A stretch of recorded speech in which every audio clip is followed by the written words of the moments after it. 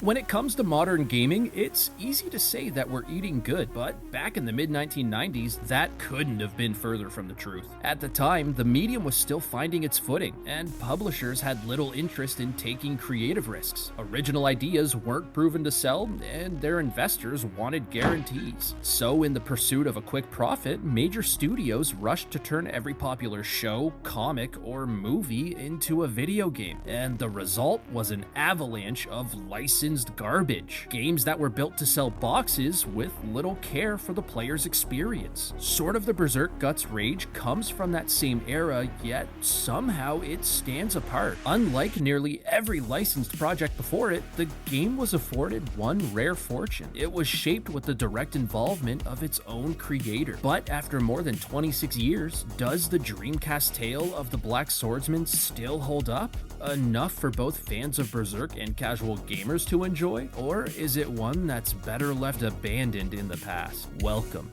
to Under the Spotlight. There is truly no better time than summertime, and for the citizens of Chiba Prefecture, Japan, the summer of 1998 was nothing short of perfect. As the Tsuyu subsided and the city began to warm, the season was steadily closing in on crunch time for Kentaro Miura, the mangaka behind Berserk. His creation detailed the tragic story of a man named Gatsu and his overwhelming struggle to heal from the scars of a traumatizing past. The several chapters Miura was working on at the time furthered the story of Guts' conviction arc, the portion of Berserk that details his pursuit of the God Hand and how the Quinquevirate set his descent into becoming the fabled Black Swordsman into motion. Especially for the early 90s, the brutality of Miura's dark fantasy was absolutely intoxicating. Fans were especially drawn to his incredibly detailed artwork and to the care with which he approached telling such a dark and harrowing story, particularly when grappling with extremely difficult subject matter. The series was gaining such a stellar reputation among its Japanese audience that by the latter half of the decade, Berserk was outgrowing its niche appeal, and fans were becoming eager to see the Kingdom of Midland realized beyond the pages of a manga. By the time the Conviction arc was in publication, the series had been in print for almost 8 years, with a total of 15 volumes in circulation. Berserk was basically on the verge of becoming mainstream, and as interest began to cross international waters with the release of Tamaguchi's Berserk in 1997, the same studio responsible for all of Pokemon? Someone at SEGA had begun to take notice. The video game Goliath was closing in on the launch of its newest home console, the Dreamcast. The company had found enormous success with consoles like the Master System and Genesis, largely due to their broad appeal, but with this new system, they were looking to venture into uncharted territory. They realized that a lot of their audience was entering adulthood as they approached the new millennium, and as those fans grew older, the industry offered very little for them to grow into.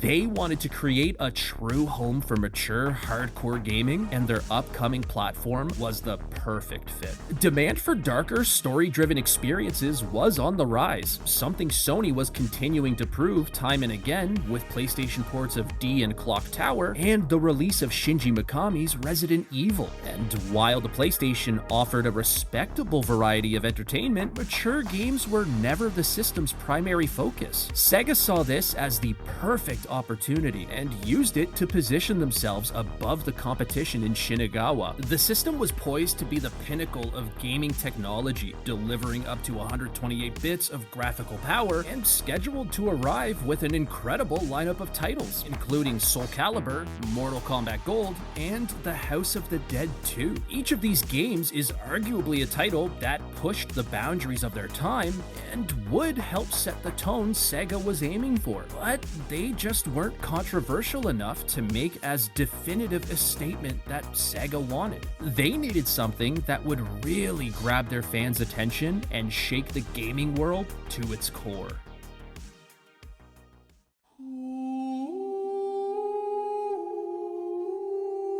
The tale of the Black Swordsman aligned perfectly with SEGA's vision. The over-the-top violence, the dark fantasy atmosphere, and the unrelenting brutality was exactly what they needed to draw a mature audience to the Dreamcast. Best of all, Berserk was already a well-known saga. They had the perfect opportunity to capitalize on the surge in demand and turn a quick profit for the company. But if they didn't act now, the moment might pass, and this chance would be lost forever. Full transparency, details surrounding the game's development are few and very far between, so finding mention of specifics is an incredibly hard thing to do, but all signs point to SEGA approaching Miura late in the summer of 1998 with a proposal to collaborate. The anime had brought Berserk to life in a new way and allowed Miura's readers a chance to witness the story in vivid detail, but a game offered them the ability to truly immerse themselves in its world and experience what it's like to be Guts firsthand. Needless to say, Miura was immediately captivated by the idea, agreeing to a collaboration under two conditions. First, he must retain exclusive control over his creation, and second, he wanted to be involved with the project every step of the way. It was a big ask, but Miura was a highly respected mangaka, and Berserk had become a household name in Japan. And though he rarely made public appearances, he held a lasting reputation for showing immense kindness, humility, and respect towards others, someone you'd want to work with if ever given the chance. Still, SEGA had every right and reason to be cautious. Historically, creator involvement slowed development or even derailed projects entirely. But this was Kentaro Miura, and they had the chance to publish the very first Berserk video game ever made. So when push came to shove, it wasn't a hard decision to make. Obviously, not everyone is going to want to play Sword of the Berserk. It's old, it's only available on Dreamcast, and even if you have the console, it's expensive as fuck. So if you would rather me just tell you the story in detail, then this next part's for you. Otherwise, if you'd like to experience this game for yourself, you might want to skip ahead, because I'm about to spoil the whole thing. Now, buckle up, because we're playing SEGA Dreamcast.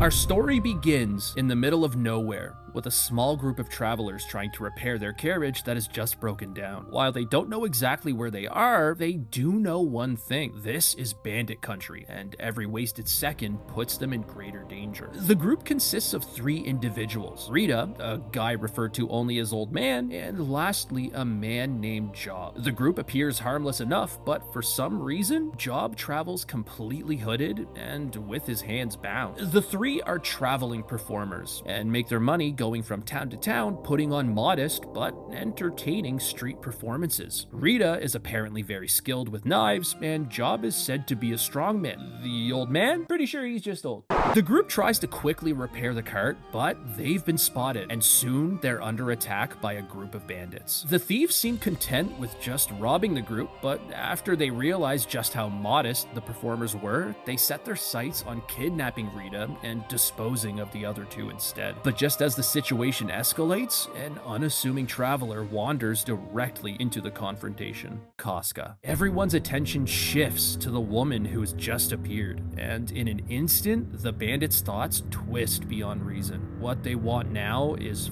far more disgusting than a mere kidnapping. But just as they reach for Casca, a knife pierces through the air and buries itself into the back of a thief's hand. The Black Swordsman has arrived. The swordsman begins his attack, cleaving again and again until the bandits are completely eradicated. The performers thank Guts for his help as Puck makes his first appearance in the game. The performers quickly finish their repairs and begin to move on with their journey. As they depart, Rita notices Casca's condition and remarks on the burden Guts bears in traveling with someone so unwell. Sensing they could use a respite, she invites them to attend their next performance in the nearby village. The group was going to be headed that way anyway, and Guts admits that he's feeling pretty hungry, so it couldn't hurt to take the breather. What he doesn't tell them, however, is that the brand of sacrifice reacted when he got close to the carriage. Maybe it was nothing, but either way, he needed to make sure.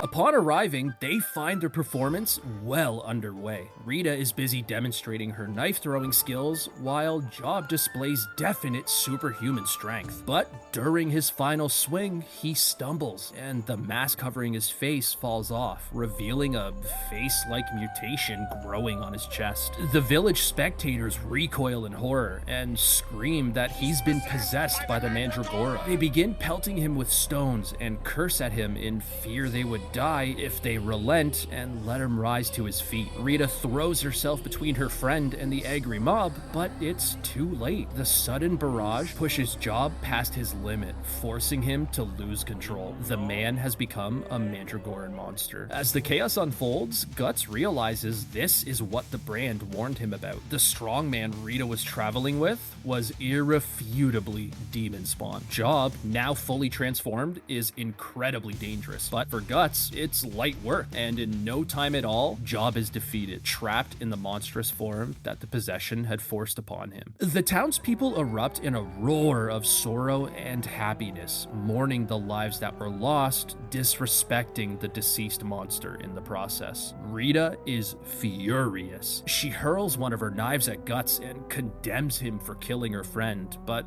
Guts feels no sympathy, simply saying, "I don't feel any mercy for monsters," and without another word, turns around and leaves. As he does, a carriage escorted by a number of armed soldiers approaches, stopping him in his tracks. It was the village's ruler, Baron Balzac. Get your mind out of the gutter! Baron Balzac! Baron Balzac! Somehow, he'd already heard about a man slaying a monster in the town square. He approaches Guts and, after verifying him as the monster slayer, loosely explains what it is he just faced and how it began in a village nearby many years ago. He describes how anyone who suffers the virus is driven into sporadic Berserk episodes, accompanied by grotesque deformities, often a face-like growth somewhere on their skin. And despite their greatest efforts, no cure has ever been found. He takes notice of Casca and says her symptoms resemble those of the infected, just without the visible growths. He suggests that because she isn't too far gone, his doctors may be able to cure her entirely, and offers this as repayment for Guts' heroics, inviting them to his estate to discuss things further. Guts agrees solely for the sake of Casca, and as they board the Baron's carriage, he secretly instructs his soldiers to continue with the plan. As the carriage pulls away with everyone inside, Rita is left alone to mourn her friend, and as soldiers approach with weapons drawn, the screen fades to black. The Baron's castle is nothing short of a spectacle, but if we're to believe this village is currently struggling and suffering an outbreak, it's odd to see the Baron live such a lavish life so openly. Nevertheless, he escorts them up the main stairway and says that before any formalities can begin, there's something he wants Guts to see. It's apparently too dangerous for Casca and Puck, so he insists that Guts comes alone. Guts is hesitant to leave Casca by herself, but Puck promises to stay behind and look after her, so he agrees and follows the Baron down a staircase into the levels below. The moment Guts is gone, Casca sprints off down the main hall, forcing Puck to scramble if he wants to keep up. Luckily, he finds her not too far, stopped in front of a massive painting depicting a woman in a white dress. Nothing about the artwork hints at who she is or was, but the sheer size of the portrait makes it clear that whoever she is, she's important. We cut back to Guts and the Baron making their way through a dungeon-like corridor on one of the many levels below, and as they proceed down the hall, the brand begins to pulse, and it doesn't take long to find out why. Lining the halls from end to end on either side were holding cells filled with townsfolk infected by the Mandragora parasite. The Baron claims they're being imprisoned for their own safety and insists his researchers are close to finding a cure. But until then, the existence of this prison must remain a secret to prevent public panic, which is why he keeps them detained. The explanation makes sense enough, but for some reason, the Baron's words feel off. In an effort to validate his claim, the Baron leads Guts further down the corridor into a room cluttered with overflowing bookshelves, various chemistry sets, and science equipment of the like. But most of all, on a table near the center of the room was a piece of of a Mandragoran heart. As the scientists already occupying the room continued their experiments, the Baron asks Guts how much he knows about Mandragora possession. Guts says he doesn't think he knows anything, so the Baron fills in the gaps and tells him more about the horror his village has faced for years. He starts by explaining that the parasite seemed to appear overnight. Life in their village was no different than the other thousands of villages like it until one morning, residents of a village under his rule awoke to several of their people suddenly possessed, infected with a virus that didn't, or at least shouldn't, exist. Some were spared, but those who weren't left nothing but death and destruction in their wake. He believes the parasite comes from a plant, but he has no idea how the plant ever got here. He's found that it seems to be most active during the night, and it's during this time that it seeks out a host, which is why it went completely unnoticed for so long. His research also led them to another curious discovery. While most victims suffer deformities and fits of rage, the Baron says there's an exception to the parasite's poison. They found that those who were already suffering from ailments emerged from tests healed. He eventually stumbled across a legend that acknowledged the Mandragora's existence that also claimed the parasite was capable of restoring youth and curing any illness, something he now fully believes is true. Then it clicks for Guts. He has heard of this before, but what he's heard is that the Mandragora are a plant that grow deep within the earth, and if they're uprooted, the plant will start screaming. Everyone close to the plant dies a horrible death, while those at a distance just feel tremendous amounts of pain. The Baron confirms that what Guts understands about the plant is true. The plant and parasite are one and the same, making it both a significant discovery and a tremendous risk to study at any length. He admits the risk is well beyond reason, but insists that such a foolish gamble is worth it if the reward is finding a cure. There's just one problem. Every Mandragora plant they've grown instantly dies the minute it's pulled from the ground.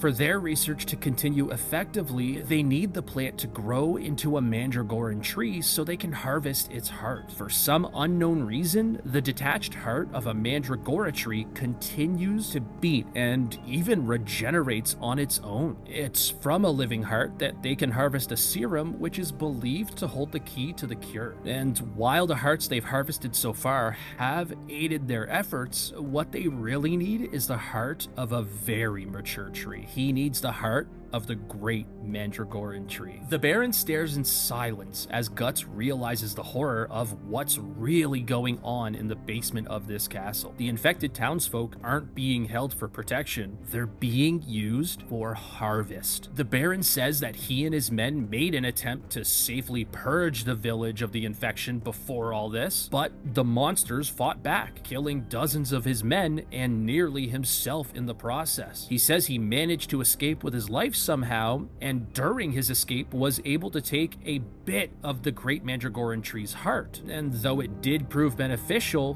what he needs to truly stop the outbreak is the rest of the heart. And that's where Guts comes in. The village of interest lies just beyond the Baron's land, and as far as he knows, the tree still resides somewhere within its walls. He's sent several of his soldiers to retrieve the heart, but nobody's ever returned. And after witnessing the result of Guts' strength firsthand, he believes he's the perfect person for the job. If Guts can retrieve the heart from the village successfully, Baron Balzac will see to it that Casca is cured. Guts immediately calls the proposition foolish and states that he doesn't trust the Baron, knowing full well that there's something he's not being told. But even if there's the slightest chance that it's gonna help Casca, he's not willing to turn it down. Having agreed to the proposition, the Baron then tells him of a woman living among the Mandragora, a nun who claims to be their guardian. She's refused all of his attempts at negotiation, but he thinks someone more persuasive can convince her otherwise. As Guts voices his distaste for holy figures, the Baron's assistant, a withered, hunchbacked old man, suddenly objects. He rebukes the Baron's decision to rely on Guts and mutters that The item we discussed is near completion. We really don't need his help. The Baron ignores the sudden objection, saying, I'm sick of your opinions and time wasting. I won't wait any longer. but before Guts can press them on what they mean, a scream echoes through the castle as clashing steel reverberates through the halls. The kingdom was under attack. Balzac hurriedly leaves the room with the scientist and his hunchbacked assistant in tow, and soon Guts is left completely alone in this basement to fend for himself. As soon as he runs out of the room and back into the prison corridor, he spots a villager unlocking every cell door, freeing the captives inside. The castle wasn't under attack, this was a mission of liberation. But in the process of freeing those prisoners, cells holding the infected were also unlocked. And in the midst of the chaos, every last one of them had gone berserk. Guts makes easy work of the Baron's infected prisoners and quickly reunites with Puck back on the main level. But the Chestnut has horrible news. The villagers attacking the castle kidnapped Casca. He frantically tells Guts that he did everything he could to keep Casca safe, but was overwhelmed by the sheer number of attackers flooding the castle. He says that he did see them head towards the back gate, and if they hurry, they might be able to catch them. So the two speed off in pursuit of her captors, hoping that Casca is still well and still alive.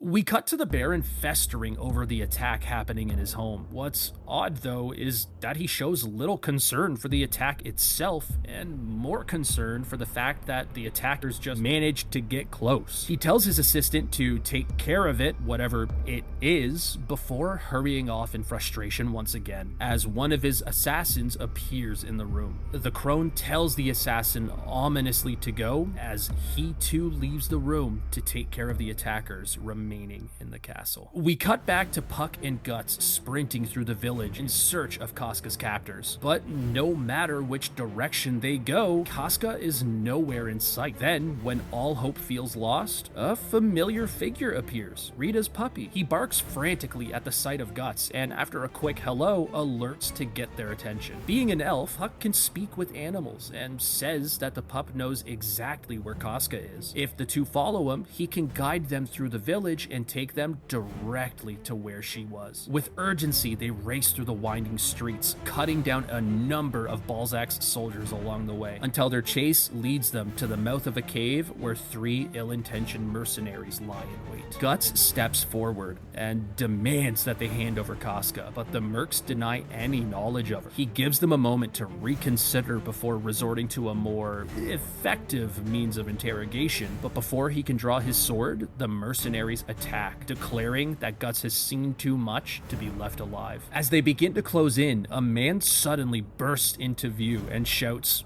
Wait! forcing them to withdraw and sheathe their swords. The man apologizes for the hostility, explaining he'd only just heard about him moments ago. Suddenly, Rita steps out from behind him. Puck yells in excitement to see her and races in for a hug, but Rita doesn't even notice. Instead, she just walks right up to Guts and slaps him in the face. She begins to curse him out and vents her frustration at his failure to protect someone as vulnerable as Casca during the attack. The mysterious man reaches out to calm her, again asking Guts forgiveness because she too had barely escaped death only moments ago. He reassures Guts that Casca is safe inside their hideout behind him and introduces himself as Dunteth. He invites everyone inside to rest and promises to talk further, but says that before they do, they should first seek shelter from the all-seeing eye of Baron Balzac. As the group follows him inside, the Baron's assassin watches on from the safety of darkness, completely unseen and unheard. Further inside the cave, the group begins descending a large spiral staircase reminiscent of the Tower of Rebirth, which once imprisoned Griffith.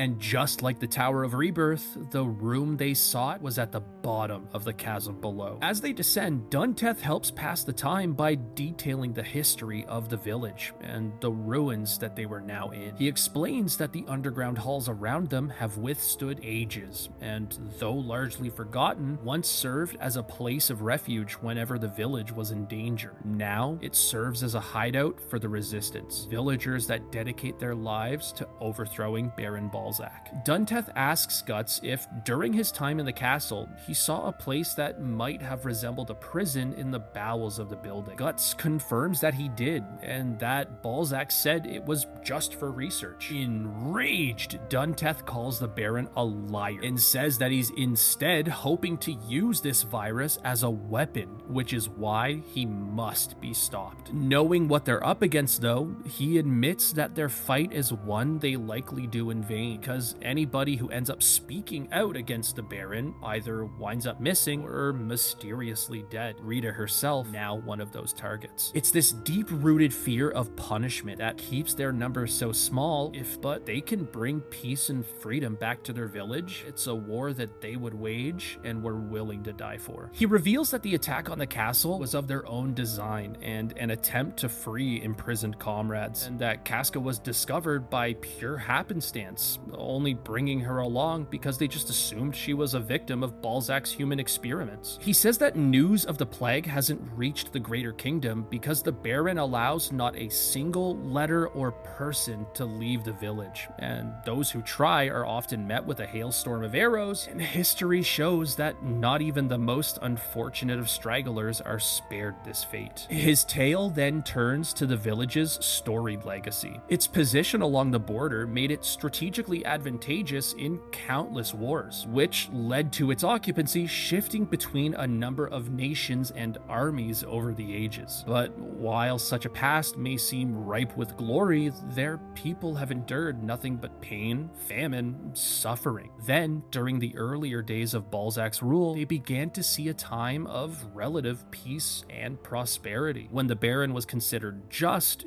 and feared only by his enemies. But since the appearance of the Mandragora, he's turned on his people, enforcing only a rule of violence and cruelty. As Dunteth recounts the bitter history, the brand of sacrifice begins to bleed. They'd been walking in the dark so long that night had fallen completely. The hunt for living sacrifice had begun. In the midst of the confusion, the group is forced to separate, but once the immediate threat is cleared, they quickly reunite. Relieved that the swordsman is still alive, Dunteth says that Casca's just up ahead and on the floor below, so hastily he guides them through until, just as he promised, the path took them straight to Casca. Guts rushes in and embraces her, thanking Dunteth for ensuring her safety. Dunteth asks him then what he and Casca plan to do, which is when Guts tells him about his plan to retrieve the Mandragoran heart for the Baron. Dunteth is shocked by Guts' willingness to still cooperate with Balzac after learning of his tyranny, but Guts explains that he feels the Baron might still be useful, considering he's searching for a cure to the disease, and more importantly, Casca. Dunteth pleads with him not to go because there's no guarantee the Baron is even telling him the truth. Overhearing this discussion, Dunteth's wife walks over, and in her arms was their infant son,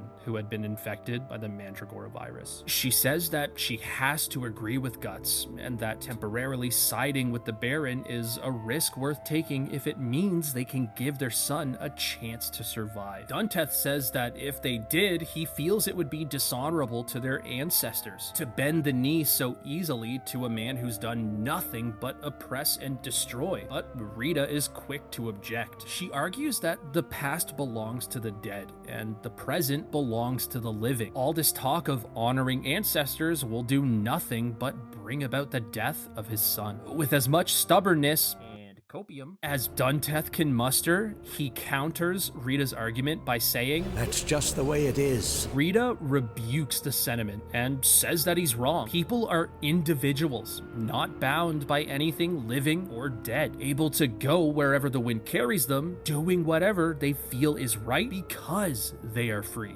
Dunteth retorts and says, You have no family, do you?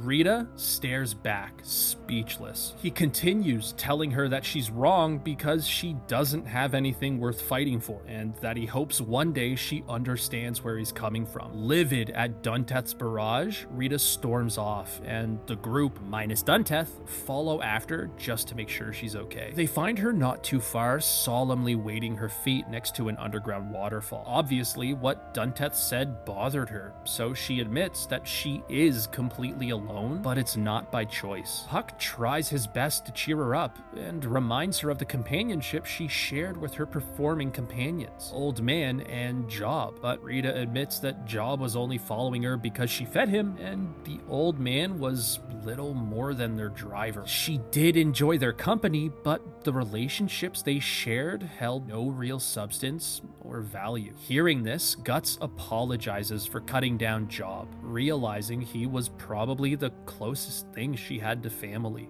Her Casca. Rita thanks him for the apology, but insists it isn't his fault. She admits that had Guts not acted so quickly, Job might have hurt a lot more people. It should be her apologizing for being so harsh towards Guts. The two enjoy a moment of understanding, and Guts tells her that she shouldn't rely on other people, but she should still try seeking something that's worth fighting for. Because people are temporary, but a purpose worth fighting for lasts forever. With the moment now gone, Dunteth approaches and announces that he'll be joining Guts on his quest to retrieve the heart. For some reason, he thinks he's the one in charge now, and says that their new plan will be to retrieve the heart and use it as their bartering chip instead, so that they can guarantee they get everything they asked for. He also says that he'll be the one to take Casca for safety. Yeah, okay, buddy. But Guts refuses,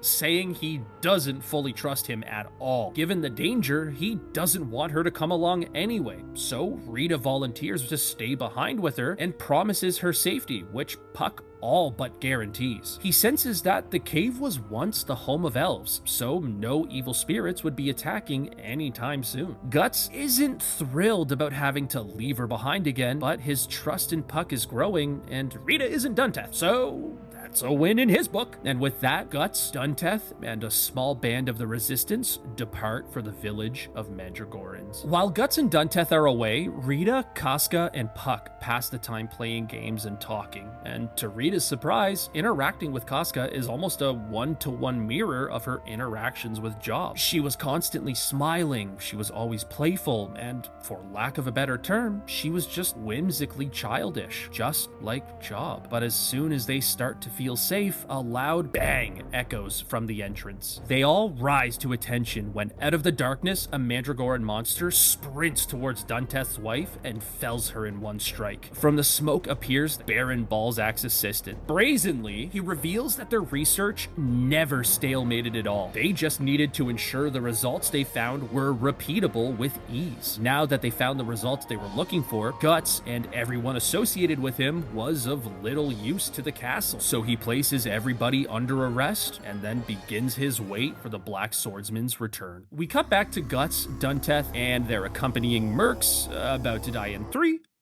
2, 1. Entering the forest that engulfs the two villages. The virus is clearly far from contained to villagers, as bears, wild dogs, and even leaping frogs, you heard me, begin to attack. Relentlessly, they rip and tear through the infected beasts until they reach a bridge spanning a deep canyon. On the opposite side, a bandit rushes in to cut the bridge, hoping to halt their progress completely. But the group rushes across the bridge as Guts cuts down the thug in one fatal swing. Thankfully, his group makes it across before the bridge gives way, but it's no cause for celebration. As the saying goes, where one thief is found, many more are sure to follow. And just as they had feared, around the corner closest to the bridge was a group of hired bandits waiting for them to stagger into their ambush. Expecting the attack, Guts dispatches the attackers with ease, but as they seem to escape the frying pan, they fall from one ledge and land straight into the fire. Infected beasts crawl from the cracks of surrounding hills as giant Mandragorans emerge and advance violently towards the former Hawk's captain. Though formidable, they pose little realistic threat, and after a handful of seconds, the creatures are defeated and rendered completely destroyed. The group find the village soon after, and as they approach, everything appears normal. Aside from the obvious presence of the virus, the village seems perfectly fine. This is nothing like the Baron described, especially the lack of any real violent threat at all. Mocking the situation, one of the mercenaries in their party approaches a rooted mandragora plant nearby and rips it from the soil. As expected, the plant starts to scream, and in an instant, the once peaceful seeming village had become overrun by rampaging mandragorans. One of the monsters charges Dunteth and strikes, sending him flying through the air. He lands and looks over at Guts, begging for his forgiveness, and then tells him to let his wife know that he loves her before he collapses to the ground and the earth around him begins to turn crimson with blood. Guts tears through the remaining monsters until a voice behind him pleads for him to stop. It's the nun the Baron spoke of, the one who lives among the mandragora. She begs Guts to sheath his sword, which he agrees to do as she approaches the uprooted plant and returns it to the earth. And as soon as she does, she introduces herself as Eriza. She asks Guts why he felt the need to commit such senseless killing, saying that the people here have never wronged him, and as long as you don't attack, they're completely harmless. The only reason they've gained such a reputation as monsters is because all people do when they see them is attack. So the Mandragorans do what anybody else would do and defend themselves. Guts is speechless at the thought of solving conflict without violence, and as he begins to process this revelation, villagers approach Eriza and begin to interact with her, lending a bit of truth to her words. She again asks why he chose to attack, but before Guts can respond, Rita comes running from the forest. Balzac's troops have attacked the hideout and arrested Casca, and to ensure Guts doesn't try to cross him, Balzac has taken her hostage to force his cooperation. Desperation causes Guts to ignore any attempt at negotiation, instead resorting to demands. He tells Eriza to give him the location of the Mandragora tree so he can get in, get the heart, and leave as fast as he can. She tries to turn and run, but Guts grabs her by the arm before she can get away. He presses her more for the location, but she refuses to break. She instead tells him the story of a boy named Nico, how he lived in the village and was, in her words, simple-minded. He would sometimes disrupt crops for his own entertainment, which gave him the reputation as a troublemaker, but deep down, he was kind, gentle, and incapable of harming another living thing, even as villagers attacked him and called him names. Despite all that was wrong with his life, he was just happy to have what little was right. But then, during a particularly harsh winter that saw several failed crops, Nico collapsed from hunger, and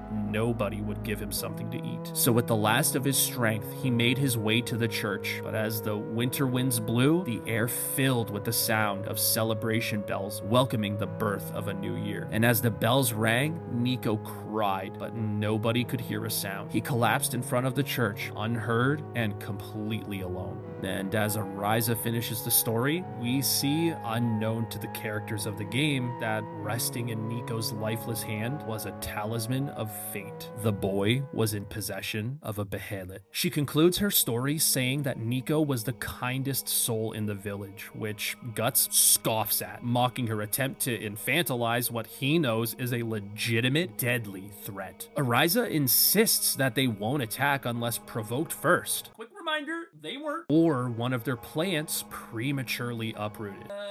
Okay, that happened. She says that she fights for coexistence and for the right that the infected have to simply be able to live, whether alongside others or isolated on their own. But in her struggle, she's come to realize that no matter how hard she tries, someone as violent as Balzac is almost impossible to reason with, because he just sees them as a threat and nothing more. Rita joins in and argues that ignoring the parasite will just allow the virus to spread, and she seriously doubts anyone would willingly become a Mandragoran. Eriza meets her gaze and with a blank, dead expression says, Really?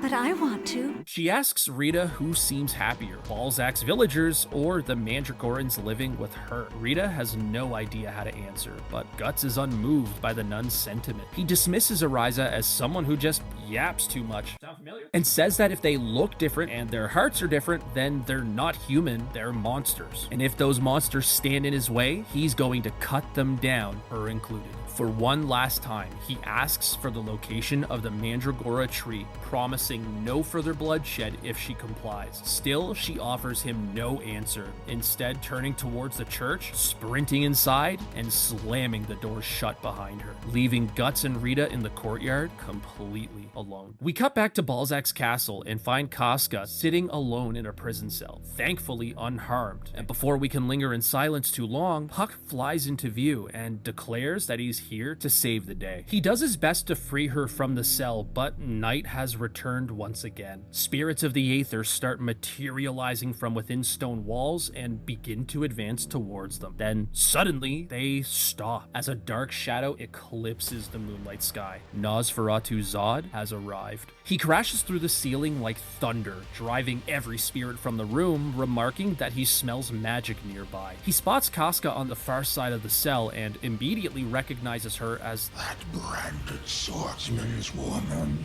which can only mean the swordsman himself is close. Realizing his favorite adversaries nearby, he abandons the prison to search for the only warrior he considers his equal, leaving Puck and Casca safe for now. As terrifying as Zod's entrance was, his theatrics left the cell completely exposed, and best of all, the cell door was entirely destroyed. They escape the cell and begin navigating the castle's halls for a second time, only to lose their way almost immediately. They search desperately for something that had a sense of familiarity, but instead stumble upon a horrifying discovery. Not only was Balzac experimenting on his citizens, he was torturing them. The room they found reeked of death and was filled with instruments of unspeakable cruelty. The sight leaves both Casca and Puck shaken, but before they can process what they're seeing, the sound of approaching soldiers forces them onward. They flee up a nearby staircase and into an adjoining room, and once inside, Puck shuts the door and waits until he hears the soldiers run off before making a sound. Once the danger is past, they take a moment to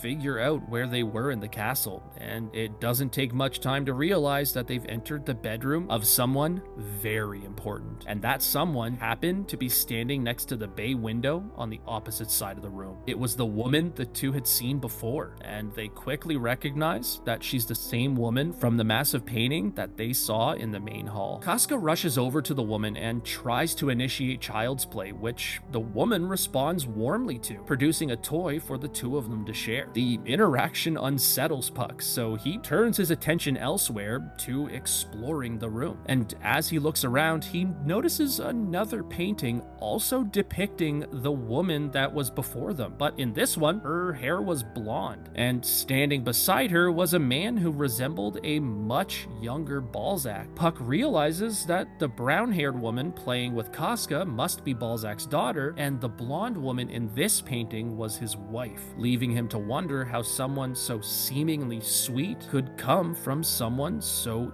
evil. The moment is cut short by the sound of soldiers quickly approaching, so Puck frantically searches for an escape and discovers a hidden door behind a bookshelf. Using the toy as bait, he guides Casca through the doorway and shuts it behind them just as the footsteps close in. But instead of finding an escape route, they found themselves inside an empty chamber connected to a short cave-like hall, and at its end sat a table, and on top of it was a jar containing a Mandragoran heart. And against all reason, Casca reaches inside and lifts the heart out of the jar. Puck instantly protests, but she ignores him completely and begins to coddle the heart, humming softly as if she was soothing a baby. Suddenly, a voice comes booming from behind. What are you doing there? It was Baron Balzac, and he was furious. He storms into the chamber with his eyes deadlocked on Casca and screams, Leave that heart alone! It's mine! He lunges at her, but Casca ducks down just in time. But as she does, the Mandragora heart awakens, its eyes snapping open as it begins to scream. The sound is so violent it causes the castle walls to begin collapsing, allowing it to carry throughout the village and awaken every Mandragoran. Within seconds, the Baron's kingdom is completely overrun. We cut back to Guts and Rita as they arrive at the church, unaware of what was happening back at the castle. But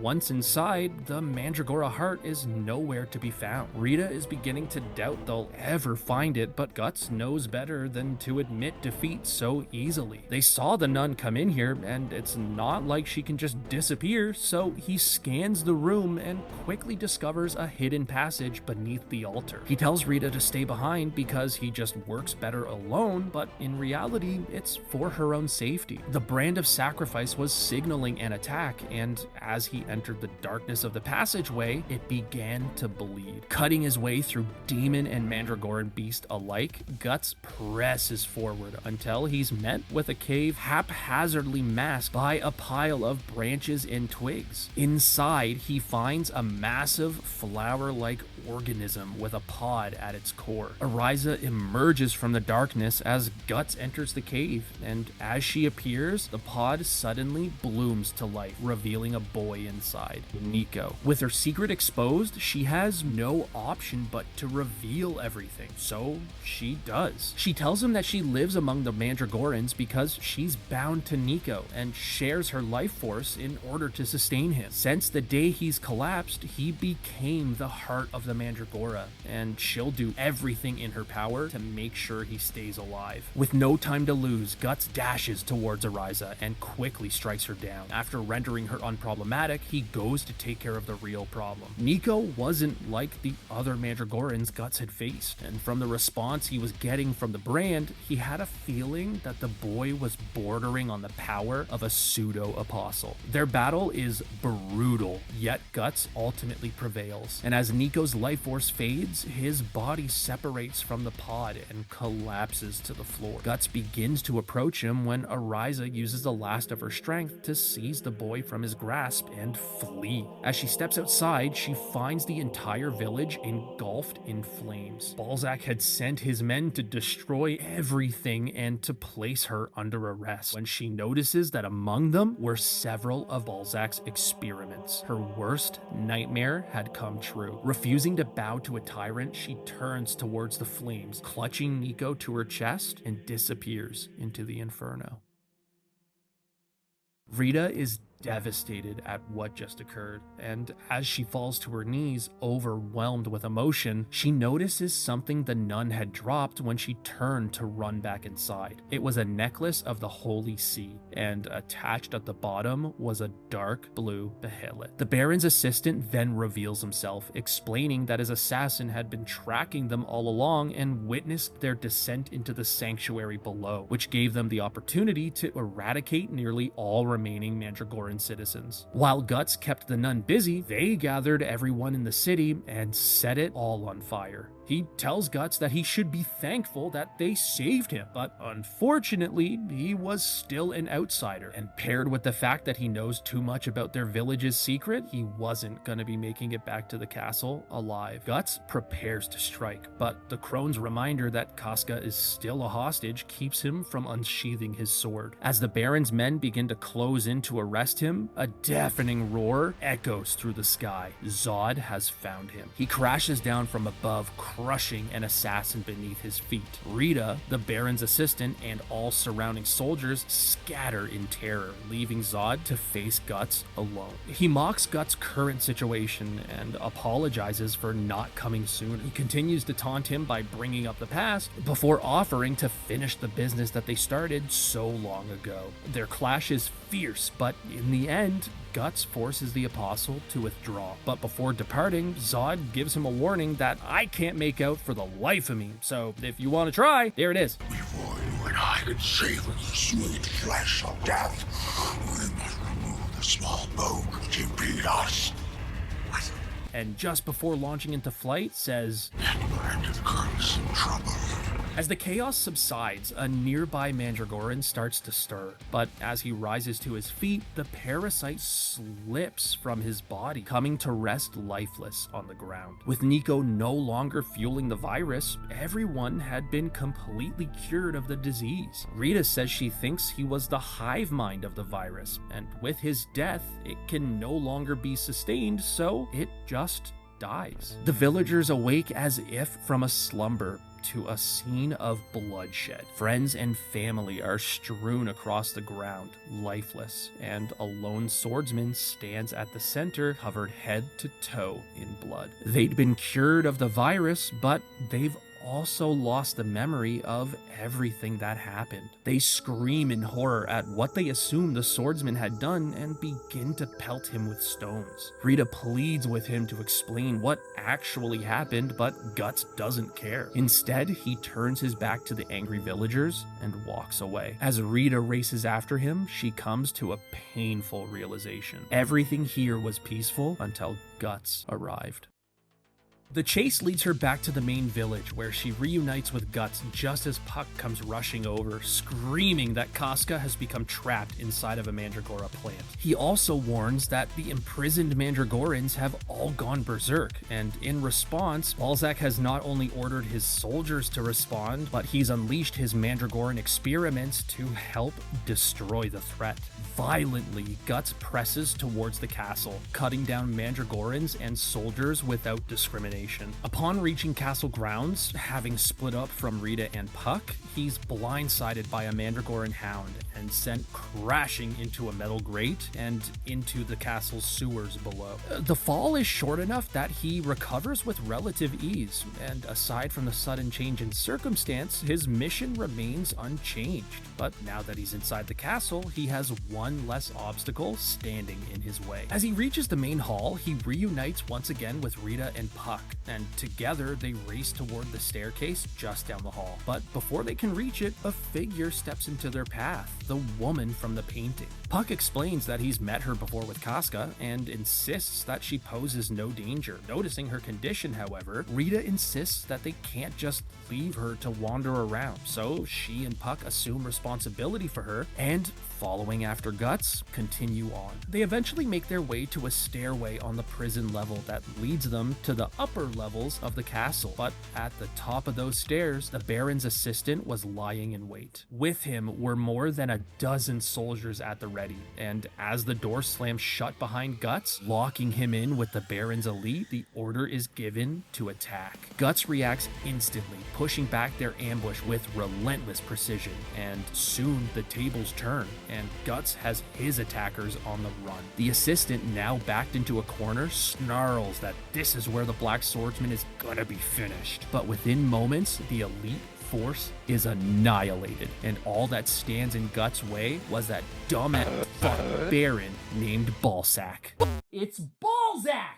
Guts bursts through the massive doors at the end of the hall, followed close by the rest of his party, and sitting in the center was Balzac. His eyes narrowed at the sight of the woman that accompanied them, and he snarls, asking why the woman they'd found wandering the halls was with them. Guts ignores his question and demands to know what he's done with Casca. Balzac says he's simply conducting business and deals can't be made with empty hands, so he did what he had to do. And in the end, whether or not he gives Casca back or not, neither of them are going to get what they want the most. Rita steps forward and asks to know what twisted path led the Baron to this point. This only makes Balzac chuckle. He begins to recount a life he once lived in honor, saying that he had a land to protect and people to rule and someone to love. He speaks of triumph, but mostly he speaks of a burden that grew heavier and heavier until it ended up crushing him both metaphorically and physically. Love became obligation, duty became fatigue, and before long, the only thing that sustained him was swinging his sword and causing blood to spill. But now, after years of fervent violence, even that simple joy had faded. Rita, sensing what he intends to do, asks if he feels his daughter is reason enough to continue living on, to which Balzac reveals the the truth. The woman is not his daughter. Her name is Annette, his wife. When she was sick, he administered drops of medicine to her from the Mandragoran heart daily. The cure ended up working, restoring her health and life force completely, but it came at the cost of having her memories completely erased. Ever since, she's lived life without the ability to communicate or recollect a single thing, and nothing he's tried has managed to restore her past. He fears that because of everything he's done, his greatest love will forever wander the earth as an innocent child, while he's cursed to remember everything he's done alone. With that, he pushes Annette from his embrace and prepares to meet the end of his path. He injects himself with a vial of Mandragora extract, revealing his own infection. The poison begins to mutate his body into a much more monstrous form, and once complete, he lunges towards Guts. His last stand has begun. The two fight with unrelenting ferocity, but after what feels like an instant, the Baron falls to the ground as Guts stands over him victorious. Annette, seemingly unaware, approaches the body of her beloved and stares at him in silence. Puck yells to Guts that Casca's close, so the group continue their mission further inside. But as they rush to leave the room, Rita drops the necklace she found in the village, leaving it behind with the critically wounded Baron. The group race through a hidden pathway, and as they get closer to Casca, the Mandragora outbreak seems to be getting much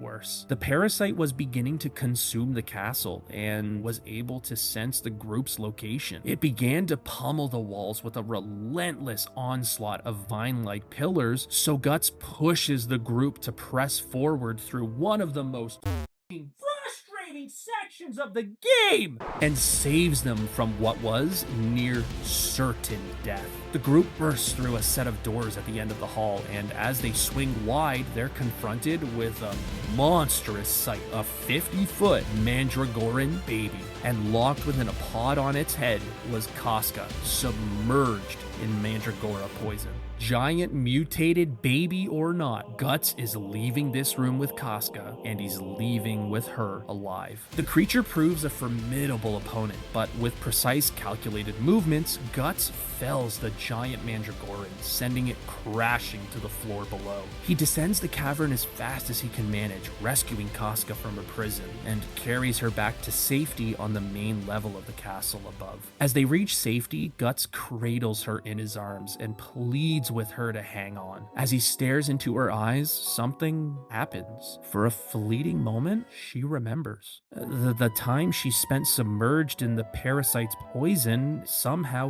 healed her, but the effects weren't long lasting. Whatever genetic material that had restored her memories quickly died away, and soon she slipped back into a docile state, and the Casca Guts remembered was gone. The scene cuts back to Annette standing over Balzac, eerily laughing as his life slowly fades away. But with the last bit of his strength, the Baron begins to join in, and as the two's laughter resonates throughout the throne room, his blood begins to pool, and the Baelet Rita had dropped suddenly begins to cry. Hearing the commotion from the hallway, Guts rushes into the throne room, only to find reality shattered in a painfully familiar form. They had been in this room. He had been here. The Baron had summoned the God Hand and offered Annette as sacrifice. Enraged, Guts engages the newly appointed demon, and knowing the man had submitted himself to the most evil of adversaries, he unleashes a storm of brutal strikes until all that remained of the Baron was a frail shadow of the man he used to be. The Baron's reign had finally come to an end, and though peace had been restored, a question still lingers. At what cost? The villagers will never know the Baron's oppressive ways, but the scars he leaves behind will likely remain forever, and the hatred instilled by what he's done wasn't gonna be undone so easily. Guts leaves without ever looking back, while Rita lingers, taking a moment to process everything that has happened since the day she arrived, what now feels like a lifetime ago. The group continue to walk together until they reach a crossroads where they take a moment to say final goodbyes. Rita thanks them for everything and says that she too hopes that one day she'll be able to find something worth shedding blood over, just like Guts. Oh, one sec, just gotta rewind the tape.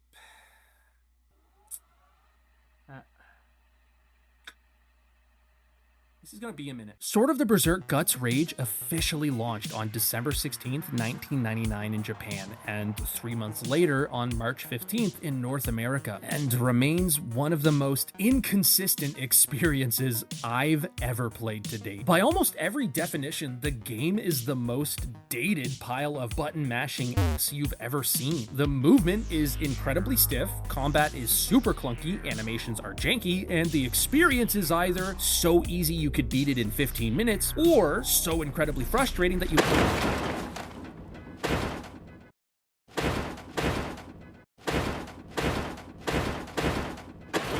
But no matter how stiff it is, and in spite of all its flaws, maybe this is a hot take, I think this is one of the best games to come out of the Golden Age. Now I'm gonna be upfront, because I'm not fully committed to swimming in my delusion. Not yet, anyway. It's by no means one of the best games ever made, and I admit that a lot of what makes this game good are the cinematics and the story. But even if I were to set those things aside, I'd be hard-pressed to say that the game underperforms once everything clicks and it finally hits its stride. Throughout the entirety of the game, you play as the Black Swordsman Guts, and the second you load into the game, you have access to every combo and piece of Guts equipment that they included. I admit this does sound pretty respectable, and it is fun to experiment with the different moves and things that Guts can do, but once you've settled in, you quickly fall into the routine of spamming the same 1 or 2 moves. And this is because every other option is rendered useless due to one frustrating oversight. Now, I don't know about you, but when I start up a console, kick back into a chair, and begin to play a game, the last thing I expect is to fight fucking walls! If you've read the manga, you know Guts' sword is very cumbersome, and there are times where he explicitly states that it's just too large for the situation, like his first encounter with Serpico on the cliffside. So I understand what the developers were aiming for by incorporating this kind of disruption, but it feels like they leaned too far into achieving perfect adaptational accuracy without fully accounting for its negative impact on gameplay.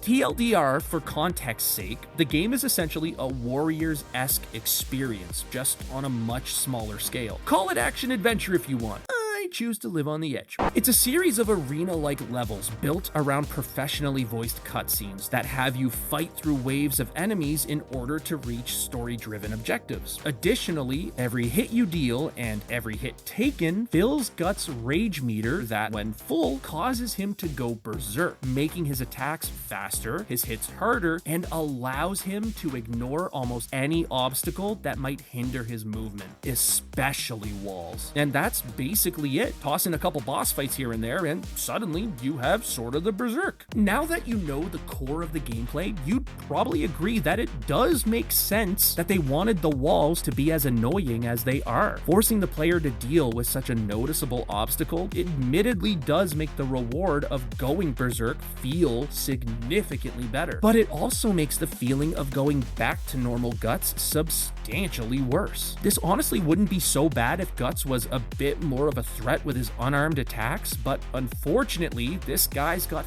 piss nuggets for hands! The game gives you the option to have Guts fight unarmed by pressing the left trigger in order to make him sheath or unsheath his sword. At first, it sounds like the perfect solution for those times when you can't easily use his sword, but in reality, it's just a cheap cop-out. His unarmed attacks are so genuinely bad that you just end up using his sword anyway because you realize you'd rather suffer this than this. But even if his punches did any damage at all, like one of them is straight iron, my guy, I don't know that I'd use them even then, because throughout the entirety of the game, hitboxes are definitely some of the most hitboxes of all time. Through my 4 playthroughs for this video, I encountered more problems with the Dragon Slayer's hitbox than I can count on both hands and toes, pinkies included. Even when I was in medium-sized environments, with swordplay specifically in mind, it was incredibly common for my attacks to get cut short because the sword hit an invisible object. It's even happened to me where, on the rare occasion, the game thought that an enemy was actually a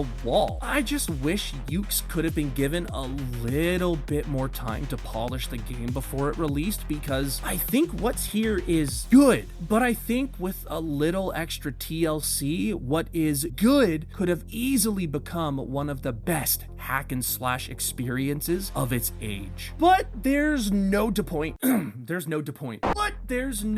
dwelling on what ifs and what could have beens, because even with its flaws, I have to be real with you gamers, the game that we got is still pretty freaking good. For each of Guts' attacks, is this the last period? Yep. For each of Guts' attack types, both quick and heavy, you can press the attack button up to 5 times to complete a full combo. However, with his quick attacks, if you end the sequence early by pressing B at any point before the 5th input, Guts will perform a unique special combo that turns what would otherwise be repetitive scenarios into a surprisingly enjoyable experience. Again, the combat can always be quickly derailed by any one of the problems I mentioned earlier. You're gonna love the crowd control. But these issues really only hinder your initial playthrough. And that's one of my favorite things about this game, is that even if it's your first run, Sword of the Berserk is by no means a long game. At most, the game is gonna take you anywhere from 1.5 to 3 hours, with every successive playthrough easily coming in sub 1 hour. I admit that I do kinda wish the game was slightly longer at times, but given the state in which it was released, the short to complete game length, I feel, actually kind of works in its favor. Now, if you're gonna give this game a shot, my biggest piece of advice to have as much fun as possible is to enter every level expecting to fail. Especially in the first few levels, and especially with boss fights, take some time to get the feel for all of their attacks and all of Guts' attacks as well. Figure out which combos to use, how you should move around the level, and with a little time in practice, the game goes from substantially difficult to one of the easiest games you'll ever play. And once it gets to that point, it suddenly transforms into something that's just as enjoyable as it is somewhat addictive. Honestly, I didn't want to put it down. Despite all the things that this game got wrong, it still managed to get just enough perfectly right. And in the end, isn't that what matters?